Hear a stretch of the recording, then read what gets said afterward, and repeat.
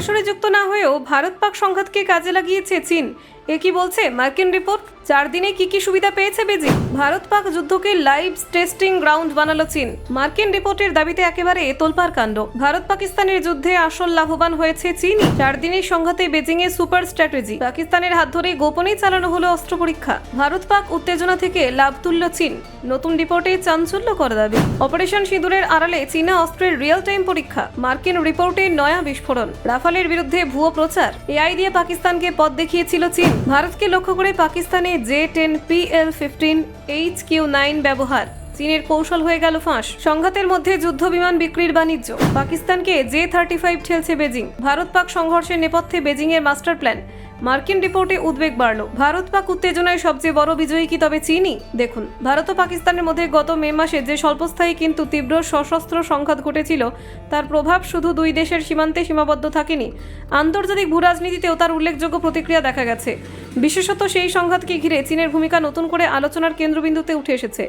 আমেরিকার একটি সদ্য প্রকাশিত রিপোর্টে দাবি করা হয়েছে, বেজিং ওই 4 দিনের সংঘর্ষকে সুযোগ হিসেবে ব্যবহার করে নিজেদের অস্ত্রশস্ত্রের বাস্তব কার্যকারিতা যাচাই করেছে। ফলে ভারত পাকিস্তান সীমান্ত পরিণত হয়েছিল চীনের জন্য এক প্রকার লাইভ টেস্টিং গ্রাউন্ডে। রিপোর্টটি প্রকাশ করেছে আমেরিকা চীন অর্থনৈতিক এবং নিরাপত্তা পর্যালোচনা কমিশন, যেখানে বিশদে তুলে ধরা হয়েছে কিভাবে চীন সেই সংঘাতকে কৌশলগত ফায়দা তুলতে ব্যবহার করেছিল। বিশ্লেষকদের মতে ভারত ও পাকিস্তানের মধ্যে যে কোনো উত্তেজনা বেজিংয়ের ভূরাজনৈতিক হিসেবকে প্রভাবিত করে। তাই এই সংঘাতকে ঘিরে যে সমস্ত পর্যবেক্ষণ চীন সংগ্রহ করেছে, সেগুলি ভবিষ্যতে সংঘাত ও পরিস্থিতিতে তাদের সামরিক কৌশল রচনায় কাজে লাগতে পারে। চীন বহুদিন ধরে পাকিস্তানের অন্যতম প্রধান প্রতিরক্ষা মিত্র। ইসলামাবাদের হাতে রয়েছে বিপুল পরিমাণ চীনা অস্ত্র, যার মধ্যে রয়েছে HQ-9 আকাশ প্রতিরক্ষা ব্যবস্থা, PL-15 দূরপাল্লার ক্ষেপণাস্ত্র এবং J-10 যুদ্ধ বিমান।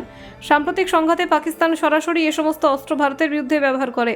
এতদিন এই অস্ত্রগুলির বেশিরভাগই পরীক্ষাগারে বা সামরিক অনুশীলনে ব্যবহৃত হয়েছিল, কিন্তু সরাসরি যুদ্ধক্ষেত্রে তাদের কার্যকারিতা পরীক্ষার সুযোগ পায়নি চীন। ফলে ভারত পাক সংঘাত সেই প্রথম বাস্তব সময়ে আধুনিক চীনা অস্ত্রশস্ত্রের সক্ষমতা যাচাইয়ের একটি সোনার সুযোগ দিয়েছিল। আমেরিকার রিপোর্ট বলছে, চীন এই সুযোগকে যেভাবে কাজে লাগিয়েছে তা শুধুই প্রযুক্তিগত পরীক্ষার পর্যায়ে সীমাবদ্ধ নয়। চীন এই সংঘাতকে ব্যবহার করেছে নিজেদের প্রতিরক্ষা শিল্পের প্রচারে। রিপোর্টে উল্লেখ করা হচ্ছে, সংঘাতের ঠিক পরে পাকিস্তানকে আরও উন্নত সামরিক সরঞ্জাম কেনার প্রস্তাব দেয় বেজিং। সেখানে ছিল 40টি J-35 পঞ্চম প্রজন্মের যুদ্ধ বিমান, KJ-500 airborne early warning system এবং কয়েকটি ব্যালিস্টিক মিসাইল। বিশ্লেষকদের মতে সংঘাতকালে ব্যবহৃত অস্ত্রগুলির কার্যকারিতা দেখানোর পরই এই নতুন প্রস্তাব পাঠানো হয়, যা স্পষ্টভাবে বোঝায় এটি ছিল চীনের কৌশলগত ডেমনস্ট্রেশন। আরেকটি গুরুত্বপূর্ণ অভিযোগ উঠে এসেছে ফরাসি গুপ্ত সূত্রের বরাতে। চীন নাকি ইচ্ছাকৃতভাবে ভারতের রাফাল যুদ্ধ বিমানের বিরুদ্ধে ভুয়ো প্রচার চালিয়েছিল। সমাজ মাধ্যমে ভুয়ো ভিডিও এবং ছবি ছড়িয়ে রাফালের ক্ষমতা নিয়ে সন্দেহের পরিবেশ তৈরি করা হয়। উদ্দেশ্য ছিল নিজেদের তৈরি J-35 যুদ্ধ বিমানকে আরও শক্তিশালী এবং উন্নত হিসেবে তুলে ধরা। ব্যুরো রিপোর্ট, অজানার দেশে।